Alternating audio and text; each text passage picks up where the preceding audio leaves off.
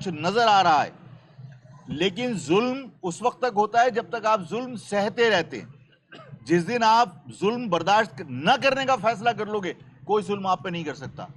मैं गोपलानी साहब का और तमाम लोगों का शुक्रिया अदा करता हूं और दरख्वास्त करता हूं कि देखिए, मैं आपकी दहलीज पर आया हूं। मेरा सवाल, मेरी दरख्वास्त है कि आप ताजिर बिरादरी, अगर सब के सब नहीं जा सकते अपना कारोबार छोड़कर, तो अपनी दुकान से 4-4 सेल्समैन है, अगर एक सेल्समैन को आप तैयारी करवाकर इत्तेहाद का मुजाहरा करने के लिए, अपनी ताकत का मुजाहरा करने के लिए भेजेंगे, तो ये शहर के ऊपर एहसान होगा, मेरे ऊपर एहसान होगा। बहुत बहुत शुक्रिया। ये बताइएगा कि आपने सुबह से तीसरी मार्केट का दौरा किया है, ताजिरों का रिस्पांस क्या है इस हवाले से? मैं यानी यूं कह लीजिए कि मैं खुशगवार हैरत में मुब्तला हूं कि मैं तवक्को नहीं कर सकता था कि ताजिर इस तरह किसी पॉलिटिकल वर्कर के कहने पर किसी मूव का हिस्सा बन सकते हैं।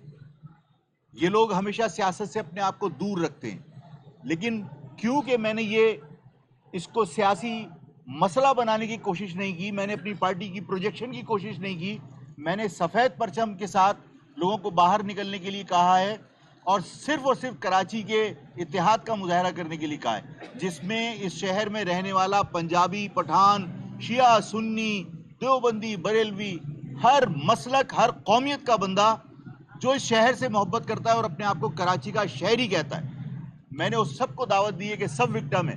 डंपर के नीचे सिर्फ महाजिर नहीं आया, जो मरीर हार्ट के ऊपर हादसा हुआ था, जहां मैं ML रिपोर्ट मैंने हॉस्पिटल में जाके बनवाई, मैंने जाके FIR कटवाई, वो पख्तून लोग थे।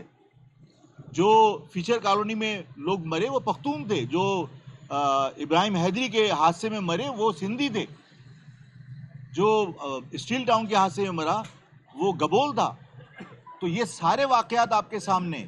तो विक्टिम जो जुल्म करने वाला है वो आपकी जबान नहीं देख रहा, वो अपनी तिजोरियां भरने के लिए, वो अपनी लूट खसूट के लिए, वो हर आदमी का गला घोंट कर वो पैसे जमा करने में मसरूफ है।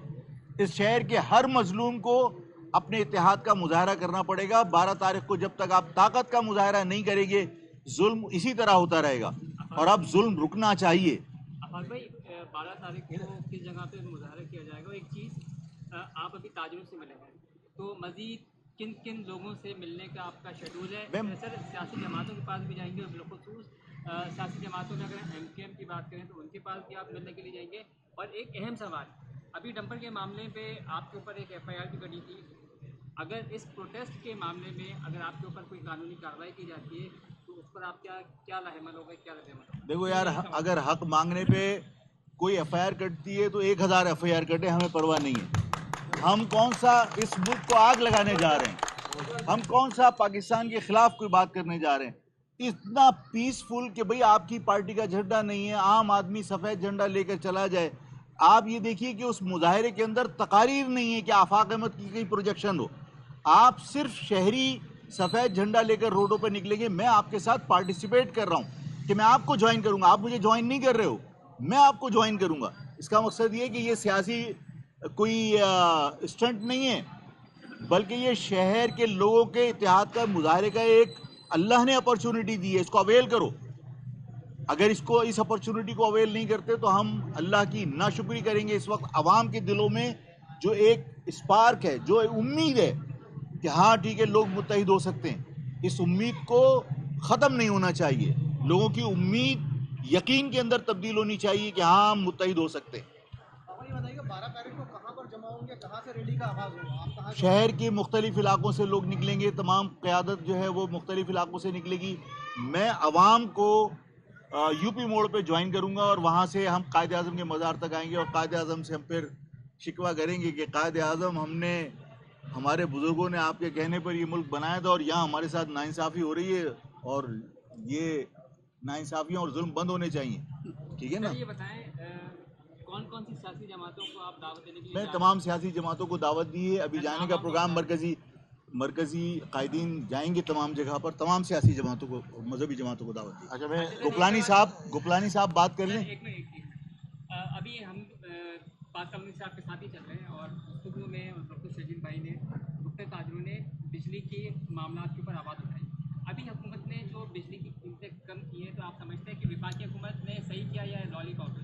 देखो, दुश्मन जब कोई हिकमत अमली बनाता है और जंग की ही हिकमत अमली बनाता है, तो उनकी हिकमत अमली ये होती है कि 2 स्टेप फॉरवर्ड 1 स्टेप बैक। तो भाई 10 मरतबा आपने इजाफा कर दिया, अगर 1 मरतबा कमी कर दी तो 10 मरतबा जो इजाफा किया है उसका अपने ऊपर जिम्मेदारी तो कबूल करो। 1 मरतबा का इनाम लेने के लिए सब खड़े हैं कि साहब हमने 1 मरतबा कमी कर दी, 9 मरतबा इजाफा भी तो किया है। इस कौम पे जुल्म करने के बाद अगर आप 1 मरतबा वापस ले रहे हैं तो वो 9 मरतबा जो इजाफा किया है उसको, उस जिम्मेदारी को कबूल करना चाहिए हुकूमत को। मैं सबसे पहले आफाक भाई का शुक्रिया अदा करता हूं कि कराची के लिए उन्होंने आवाज़ उठाई। आप लोगों को पता है हम पिछले 20 साल से कराची के लिए ताजिर अपनी मदद आपके लिए जद्दोजहद कर रहे हैं। यहाँ पे गैंग वॉर का इशू हो हमें फ्रंट पे आना पड़ता है, जो कि हमारी जिम्मेदारी नहीं है। हमारी जिम्मेदारी कारोबार करना है। जो आफाक भाई ने जो बात की टाटा, बिरला, अंबानी, अडानी की, मैं आपको एक बात बताता चलूँ। इंडिया में बोफर्स स्कैंडल होता है जिसमें हेलीकॉप्टर का स्कैंडल था राजीव गांधी का। सीआईडी बिरला ग्रुप को आगे कभी तफ्तीश नहीं करती। पाकिस्तान में हम कारोबार करते हैं, पाकिस्तान में बैंकों से एडवांस की रकम बाहर मुंतकिल करना मना है। हमें मजबूरन फॉरेन एक्सचेंज एडवांस की सूरत में माल इंपोर्ट करने के लिए ऑफिशियल अकाउंट में हम जब पैसे भेजते हैं जिसमें FATF की कोई शर्त लागू नहीं होती, इसके बाद भी FIA के दफातर में हमें वाइट कॉलर जो है क्रिमिनल कहा जाता है और हमारे ताजिरों को वहां बिठाया जाता है। आज भी ताजिरों को उठाया गया है। हर जुम्मे वाले दिन CBC, SBC और आपका जो है क्राइम सर्कल में बाकायदा ताजिरों को बगैर FIR, बगैर वारंट के गिरफ्तार किया जाता है। हम एक जुल्म का शिकार हों तो हम यहाँ शिकवा करें।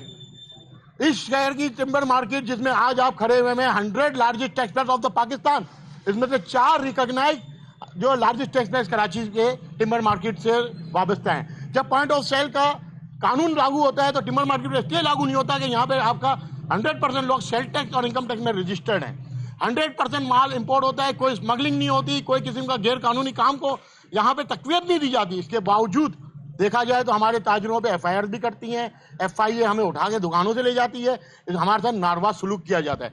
हम आज आफाक भाई का शुक्रगुजार है। 12 तारीख को हम बिल्कुल अपने तन मन धन के साथ इस रैली की पूरी सपोर्ट का ऐलान करते हैं। मैं खुद क्योंकि मजबूरन मेरे को जाना पड़ रहा है गवर्नमेंट डेलीगेशन के साथ बेलारूस, लेकिन मेरी पूरी तंजीम, जाहिद अमीन साहब यहाँ मौजूद हैं, अहमद शमसी साहब मौजूद है, मेरी पूरी तंजीम जो है तमाम लोगों के साथ, अपने पूरे स्टाफ के साथ इस जो है कारवान में आफाक भाई के शाना बशाना होगी और हम पूरी सपोर्ट कर रहे हैं। जहां भी इस शहर के लिए जो भी आवाज उठाएगा हम वहां पे हैं, आवाज के साथ हम कदम ब कदम इनके साथ रहेंगे। आफाक भाई, इस रैली का उन्वान क्या होगा और इसके इफ्तामी जगह कौन सी होगी और क्या पूरा प्लान है? देखो बेटा, हमने आपको बताया कि इसका तो सफ़ेद कपड़ा तहरीक है इसका नाम, ठीक है ना।